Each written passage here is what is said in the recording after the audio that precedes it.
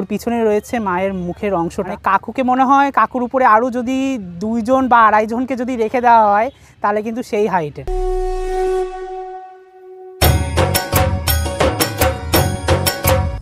এটা হলো অসুরের যে মানে বুকের স্ট্রাকচারটা, সেটা কিন্তু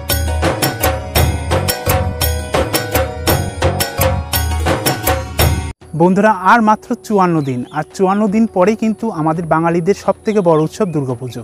আর এই দুর্গাপুজোকে কেন্দ্র করেই আমাদের নদিয়া জেলার রানাঘাটে কিন্তু তৈরি হচ্ছে পৃথিবীর সবথেকে বড় দুর্গা প্রতিমা।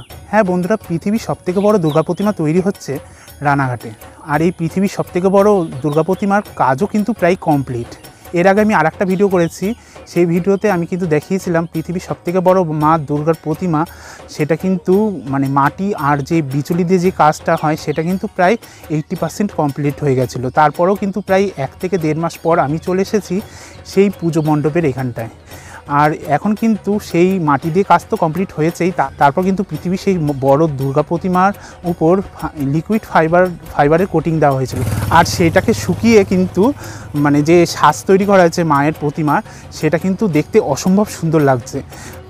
পৃথিবীর সবথেকে বড় মাতৃপ্রতিমার ফাইবারের কাজ কিন্তু 100% কমপ্লিট হয়ে গেছে।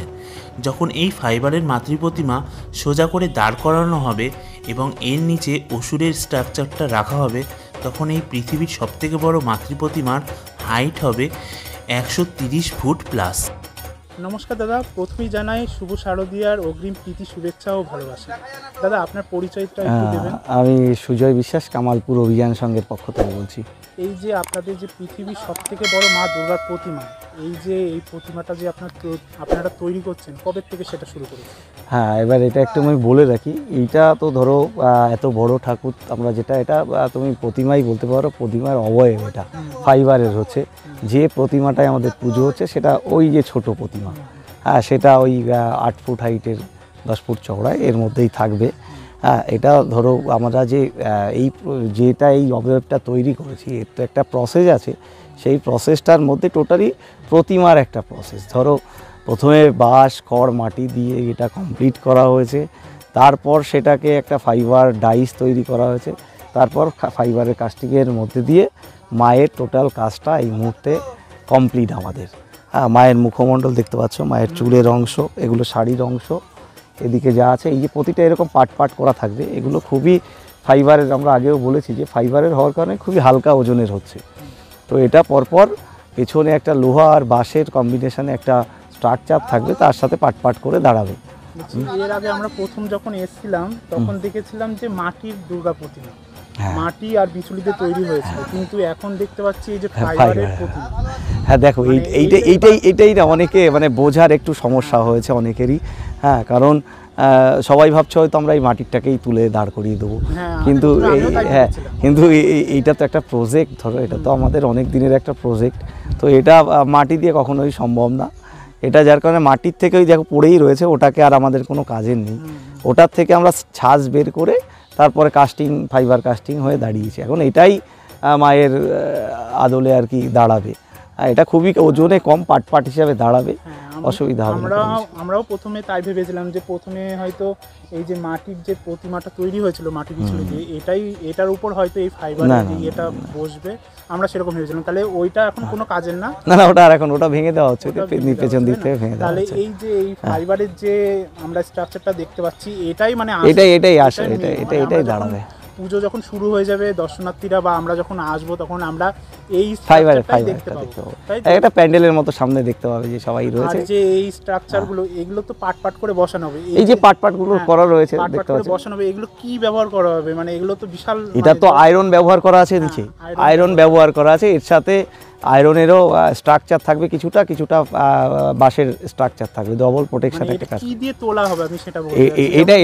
এটা ক্রেন লাগিয়ে, ক্রেন তো না, চেন, খুবই হালকা, তোলা যাবে, অসুবিধা কিছু হবে না। ফাইবারের যে আমরা মাতৃ প্রতিমাটা দেখতে পাচ্ছি, এই মাতৃ প্রতিমাটা তো সাদা রঙের, এটা তো এটা রং হবে, এরপরে রং রং হবে। রং হচ্ছে, রঙের কাজ, পালিশের কাজ চলছে, ঠিক আছে। আর এই যে এটা তো মাতৃ প্রতিমা আমরা দেখলাম, এবার হলো এর নিচে তো আমি শুনলাম যে অসুরের মানে না, ওষুধটা তো দেখো প্রায় রেডি হয়ে গেছে, ওটা আর দিন 10 লাগবে দেখি। 3-10 মধ্যে ওটা ওষার মাটির ওষার। কাজটা হয়ে যাবে। মাটি হয়ে ডাইস হয়ে যাবে সাথে Dice সাথে, হয়ে মানে যাবে, হ্যাঁ। আমাদের যারা আছে সবাই একসাথে, অনেক লোক আর এই লেগেছে যে একসাথে। মাতৃ প্রতিমার পাশে এই যে দুর্গা মায়ের প্রতিমা, তার পাশে যে লক্ষ্মী সরস্বতী, ওটাও আমাদের কাজ কার্তিক, চলছে, গণেশ, ওটাও কাজ চলছে, ওটা কমপ্লিট হয়ে যাবে। শুরু হবে তো? ওটা কাজ চলছে মোটামুটি, ধরো ওটা আমাদের বেশি টাইম লাগবে না, ওটা কমপ্লিট হয়ে যাবে খুব তাড়াতাড়ি। এই যে দেখতে পাচ্ছি এইখানে অনেক দর্শনার্থীরাও কিন্তু এসছে আগের থেকেই এই প্রতিমাটা না দর্শন করতে। এই প্রতিমায় এই যে প্রতিদিনই একটা ভিড় সুন্দর যে হচ্ছে, একটা হ্যাঁ জিনিস যে প্রতিদিনই তৈরি একটা- হচ্ছে, আর এত দূর থেকে লোক আসছে, এত নাম হয়ে গেল, তা আপনার কেমন লাগছে? না আমার তো লাগার বিষয় না, এটা আমাদের দেখো একটা কেন করলাম এই পুজোটা, এটা আমরা সবাই মিলে কেন চিন্তা ভাবনা করে করলাম। এটা যদি চিন্তা ভাবনা করো তাহলে শুধু এটা পুজো নয়, আমাদের কাছে পুজো নয়, এটা দিয়ে আমরা এটাই করতে চাইছিলাম যে অন্তত গ্রামের একটা নাম হবে। আর যদি বলো এই যে শিল্পীরা কাজ করছে আমাদের সাথে, যে শিল্পী শ্রমিক ভাইরা আছে, এরা সবই আমার পাড়ার, আমার গ্রামের, আমার পাশের গ্রামের এরা রয়েছে। ধরো এই যে এতগুলো লোক কাজ করছে এখানে 6 মাস ধরে, এদের একটা ইনকাম সোর্সের জায়গা আসছে, হ্যাঁ গ্রামীণ অর্থনীতি ডেভেলপ যদি বলো। তারপর ধরো এই যে গ্রামগুলোর দিকে তুমি যদি দেখো ওই শহর থেকে কটা লোক এদিকে আসে, কিন্তু এই পুজোটা করার পর থেকে একটা প্রতিদিনই একটা ঢল আছে, সবাই একটু আসছে, অন্তত গ্রাম বাংলার সাথে একটু তাদের আত্মার মিল হচ্ছে। এই যে জায়গাগুলো, আমাদের চিন্তাভাবনাগুলো অন্য জায়গায় ছিল। শুধুমাত্র যে দুর্গা ঠাকুর তো আমরা জানি, ছোটো দুর্গাতে পুজো করে দিলেই হয়ে যায়, কিন্তু যেহেতু একটা এমন একটা নামের জায়গাটা এসছে, যার কারণে একটা বিশ্বে একটা পরিচিতির জায়গা আসছে, জানে সবাই যে অন্তত এই অমুক জায়গায় একটা হচ্ছে, কামালপুরের নামটা অন্তত সবাই জেনে গেছে। এইটাই আমাদের, অন্য কোনো ইন্টেনসিভ নেই, আমাদের অন্য কোনো উদ্দেশ্য নেই। যদি বলো যে অমুক ক্লাব কী করছে, তমুক ক্লাব কী করছে, তোমরা দর্শক, আমরা সোজা কথা বলবো, আমরা হাত তুলে দিয়েছি, আমাদের কোনো ক্লাবের সাথে কোনো রকম কোনো কম্পিটিশান নেই। হ্যাঁ, সমস্ত দর্শকদের আমরা আহ্বান জানাবো আস্তে আস্তে করে এসে এই ঠাকুরটা দেখতে। মানে আমরা দেখেছিলাম 2015 সালে দেশপ্রিয় পার্কে যে 88 ফুটের মা দুর্গার প্রতিমা হয়েছিল, সেইটা কিন্তু ওয়ার্ল্ড রেকর্ড করেছিল। আর মানে কিছুদিনের মধ্যেই সেটা কিন্তু চারিদিকে, মানে আমাদের বিশ্বের চারিদিকে কিন্তু হইচই পড়ে গেছিলো, প্রচুর দর্শনার্থীরা এসেছিল, আর এতটা পরিমাণে ক্রাউড হয়েছিল যে মানে বন্ধ করতে সপ্তমীর দিন কিন্তু ওই মাতৃ প্রতিমা ঢেকে দেওয়া হয়েছিল, মানে দর্শনার্থীরা দেখতে পারেনি, হতাশ হয়ে ফিরে গেছিলো। কারণ কি ধরো দেখো, দেশপ্রিয় পার্কের কথা যখন বললে, দেশপ্রিয় পার্কটা আমাদের সিটির শহরে, কলকাতা শহরের প্রাণ কেন্দ্রে হয়তো অবস্থিত, যদিও আমি সেই মাঠে এখনও যাইনি কখনো, কিন্তু আমরা এই যে গ্রাম বাংলার যে পরিবেশটা তুমি চারপাশে একটু দেখিয়ে দাও, হ্যাঁ, যে এই মাঠটা, টোটাল মাঠটা গ্রামের লোকজন ছেড়ে রেখেছে, চাষবাস করেনি। প্রায় 40 বিঘা জায়গা, 15 একর জায়গা, যেখানে স্কোয়ার ফিট হিসাব করলে প্রায় 50 লাখ স্কোয়ার ফিট জায়গা হয়।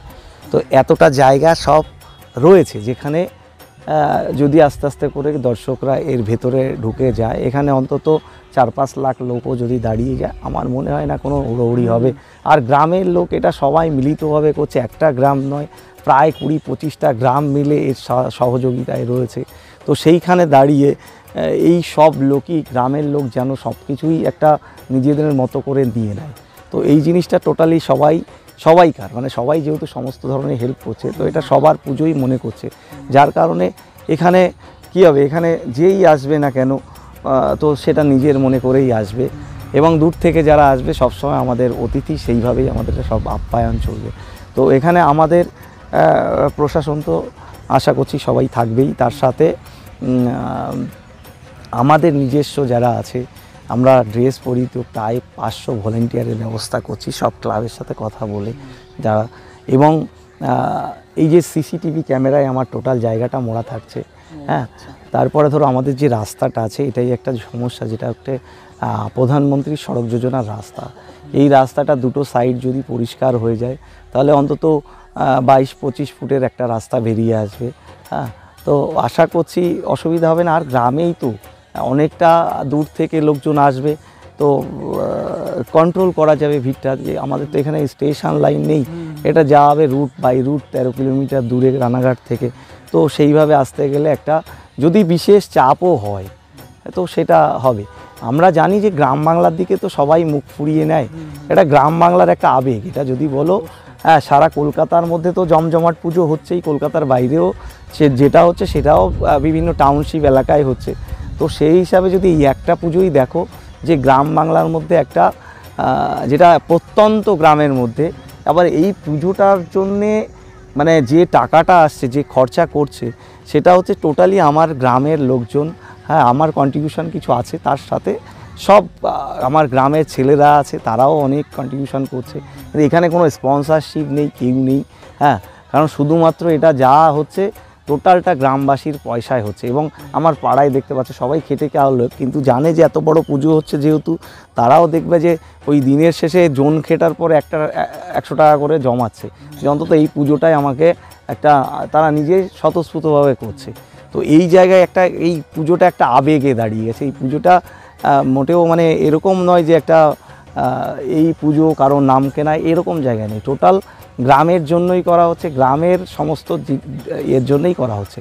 আর একটা কি আছে যে আমরা চাইছি যে এতদিন তো সব গ্রামের লোকজনই শহরে যায়, আমরা একটা পুজো অন্তত চাইছি যে যারা শহরের লোকজন অন্তত গ্রামে আসবে। উদ্দেশ্য আমাদের একটাই, অন্য কোনো ইন্টেন্সিভ আমাদের নেই এই পুজো নিয়ে। আমাদের উদ্দেশ্য একটাই যে আমাদের গ্রামীণ অর্থনীতি মজবুত হবে এবং আমাদের গ্রামে নানান টাইপের লোকজন এখানে আসবে, গ্রামের পরিচিতি বাড়বে। এটাই। আর আমিও তো চাইবো যে অন্তত গ্রামে এরকম ইউনিক কিছু সব গ্রামই মিলে ঝুলে একটা করলে পরে কি হবে, গ্রামের জায়গাটা বেশটা অনেকটা বাড়বে। কাজ করছে। তাও এখন বর্তমানে আজকে কতজন কাজ করছে? আজকে ধরো তাও 22-25 জন আছে। হ্যাঁ, প্রতিদিনই এরকম থাকে মোটামুটি। আমাদের তো পুজো চলেই এলো, পুজো তো আর বেশি দিন নেই, মাত্র মহালয়া দেখতে গেলে আর 54 দিন মতো আছে। হ্যাঁ, 54 দিন আছে। আমাদের 15 দিন আগে শেষ হলে আমাদের কাছে 1 মাসের কিছু বেশি সময় হাতে আছে। কয়েকদিন আগে আমি একটা নিউজ চ্যানেলে দেখলাম, মাননীয় মুখ্যমন্ত্রী মমতা ব্যানার্জি প্রেস কনফারেন্সে মানে আপনাদের এই যে পুজো হচ্ছে, এই পুজোর সেফটি নিয়ে কিছু বক্তব্য পেশ করেছিল, বা আপনাদের সেফটি মানে কি আছে সেটা তো কিছু বললেন, মানে তবু আর একবার যদি। হ্যাঁ, ক্লাবকেই দায়িত্ব বেশি করে নিতে হবে। এবার দেখুন, আমি মানে মাননীয় মুখ্যমন্ত্রীর প্রতি সম্পূর্ণ, যেহেতু দিদি আমাদের একেবারে নিজেদেরই, তো আমরা বাংলার মানুষ মনে করি যে দিদি আমাদের আছে তো সব কিছু আছে। তো সেই হিসাব করে আমরা দিদির আশঙ্কাটা এটা স্বাভাবিকই, কারণ এত বড় হঠাৎ করে এটা একটা স্বাভাবিকই। সেই আশঙ্কাগুলোর দিকে আমরা মাথায় রেখেই আমাদের এই পুজোটার সাথে প্রায় 20 থেকে 25টা ক্লাবকে যুক্ত করেছি, কারণ তাদের সদস্যগুলো আমরা পাবো, তারা আমাদের সমস্ত রকম সহযোগিতা করছে, তারা আমাদের হাত বাড়িয়ে দিচ্ছে সমস্ত কিছু। হ্যাঁ, তাদের এই ভলেন্টিয়ার সংখ্যা অন্তত 500 ভলেন্টিয়ার, আমি যেটা আলাদা পোশাকের ভলেন্টিয়ার সেই ব্যবস্থা রাখছি। ঠাকুর যেটা স্ট্রাকচার দাঁড়াচ্ছে, যেটা আমরা অবয়ব বলছি, ধরো একটা স্ট্রাকচারই বলছি, সেই স্ট্রাকচার থেকে যতটা স্ট্রাকচারের হাইট হবে তার থেকেও দূরে আমার বাউন্ডারি দেওয়া থাকবে, তার মধ্যে কোনো দর্শনার্থী প্রবেশ করবে না। যেহেতু এটা উঁচু থাকবে, অনেক দূর থেকেই থাকবে, ওপেন দেখবে, এটা কোনো প্যান্ডেলের মধ্যে ঢোকা হচ্ছে না, কিচ্ছু হচ্ছে না। অ্যাম্বুলেন্সের ব্যবস্থা আমরা রাখছি, টোটাল রাস্তা দিয়ে মাঠ দিয়ে আমরা সিসিটিভি ক্যামেরার ব্যবস্থা রাখছি, ড্রোন ক্যামেরার ব্যবস্থা রাখছি। আমাদের স্পেশাল ভলেন্টিয়ারের টিম থাকছে, যারা যে কোনো দিকে দৌড়ে মুভমেন্ট করতে পারবে যদি কোনো আসে। আর ধরো আমার যে রাস্তাটা, সেটা ওই প্রধানমন্ত্রী সড়ক যোজনার রাস্তা বললাম, হ্যাঁ, সেটা যদি 2 সাইড পরিষ্কার করে দেওয়া হয়, 25 ফুটের আশেপাশে, 22-25 ফুটের আশেপাশে হবে। তো সেটা দিয়ে যখন আসবে, এবার আমার যদি ভলেন্টিয়ার ব্যবস্থা আমরা যেভাবে রাখছি, আশা করছি অসুবিধা হবে না। বলতে চাচ্ছিলাম যে এই যে মাতৃ প্রতিমা তৈরি হচ্ছে, প্রথমে মাটি, তারপর মাটি বিচুলি দিয়ে তৈরি হয়েছিল, তারপর আবার এই যে ফাইবার দিয়ে তৈরি করা হচ্ছে, এটা তো প্রচুর ব্যয়বহুল। মানে এটা তো অনেকটাই ব্যয়। আমি আগেও বলেছি, এটা মানে সাধারণ গ্রামবাসীর পক্ষে সত্যিই কষ্টকর। আমি এর আগেও বলেছি যদি কোনো স্পন্সরশিপ পাওয়া যায়, কিন্তু আমরা এখনও কোনো স্পন্সরশিপ পাইনি এবং কোনো অ্যাডভার্টাইজও পাইনি।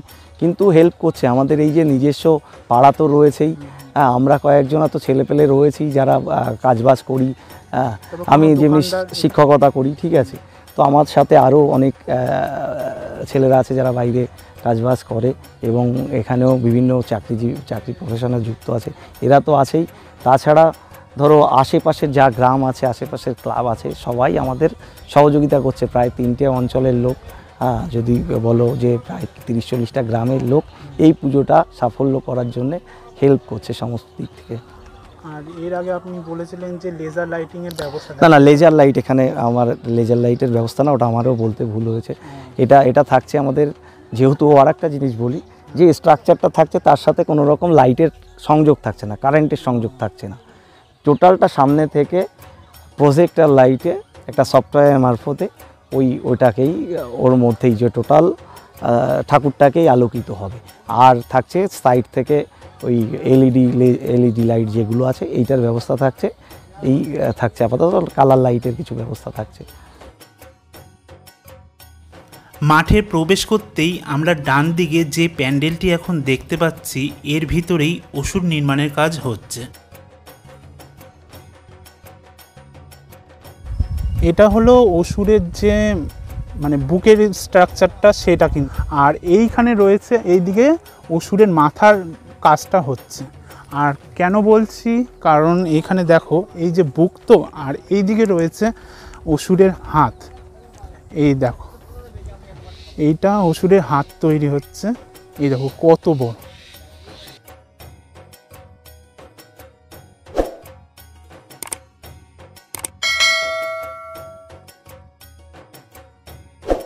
অসুরের বুকের এই অংশটি তৈরি করতে প্রথমে বাঁশের মাচা, বিচুলি ও পাটের সুতো ব্যবহার করা হয়েছে। তারপর স্ট্রাকচারটিকে আরও বেশি মজবুত করার জন্য এই ধরনের বেশ কিছু লোহার নেট ব্যবহার করা হয়েছে। এবারে অসুরের স্ট্রাকচারটা পেরিয়ে আমরা যাব এই বাঁদিকে এই প্যান্ডেলের ভিতরে আছে বড় দুর্গা ঠাকুরের মাটির প্রতিমা। আমরা আগে এইখানে না গিয়ে আমরা ওইখানে যাব আগে, যেখানে মায়ের মুখ রয়েছে, তারপর মায়ের মুকুট রয়েছে, তারপর আরও অন্যান্য যে অংশগুলো রয়েছে সেগুলো আগে দেখব। এটি হলো পৃথিবীর সবথেকে বড় দুর্গা মায়ের ফাইবারের মুখ এবং পাশেরটি হলো বড় দুর্গা মায়ের মাথার মুকুট।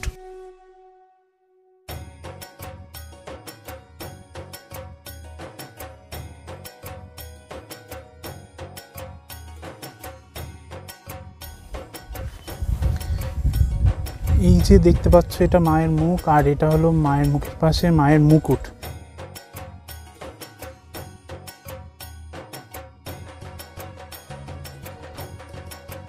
এর পাশেই রয়েছে এই যে এটা সম্ভবত মায়ের যে চুল, সেই চুলের অংশ। এটা হলো মায়ের কানের দুল। আর এই সবের পিছনে এই বড় দুর্গা মায়ের শরীরের বিভিন্ন অংশ মাঠের বিভিন্ন জায়গায় জড়ো করে রাখা আছে।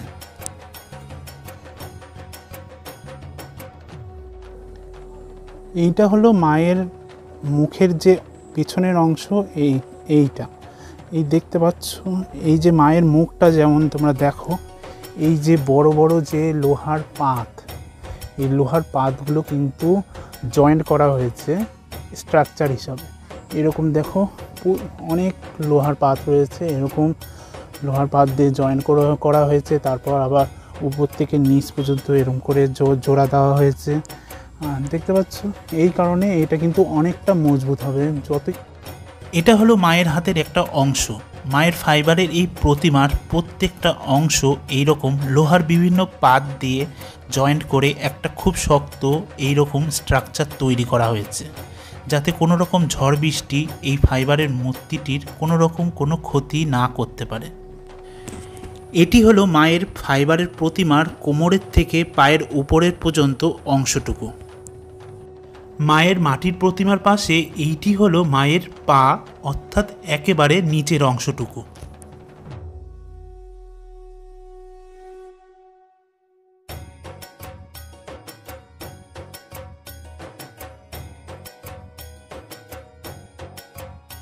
এর আগে আমি একটা ভিডিও করেছিলাম এই পৃথিবীর বড় দুর্গা প্রতিমা নিয়ে।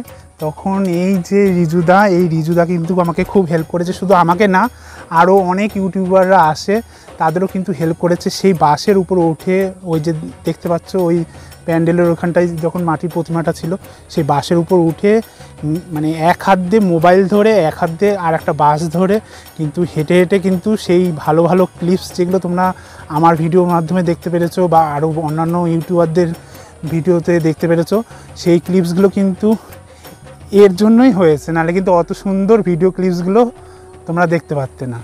এই দাদার নাম কিন্তু রিজুদা। তোমরা যদি এখানে আসো তাহলে এই দাদার সাথে সেলফি তুলতে পারো, কথা বলতে পারো। তাহলে বন্ধুরা, তোমরা কমেন্ট করে অবশ্যই জানিও যে তোমাদের এই ভিডিওটি কেমন লাগলো। আর ভিডিওটি যদি ভালো লাগে তাহলে তো ভিডিওটিকে তো অবশ্যই কমেন্ট করবা, তার সাথে লাইক করে দিও, আর আমার এই চ্যানেলটিকে সাবস্ক্রাইব করে দিও। তাহলে বন্ধুরা, পরে আবার একটি নতুন ভিডিও নিয়ে তোমাদের সামনে হাজির হব। আজকের মতো ভিডিওটি এইখানেই শেষ করছি।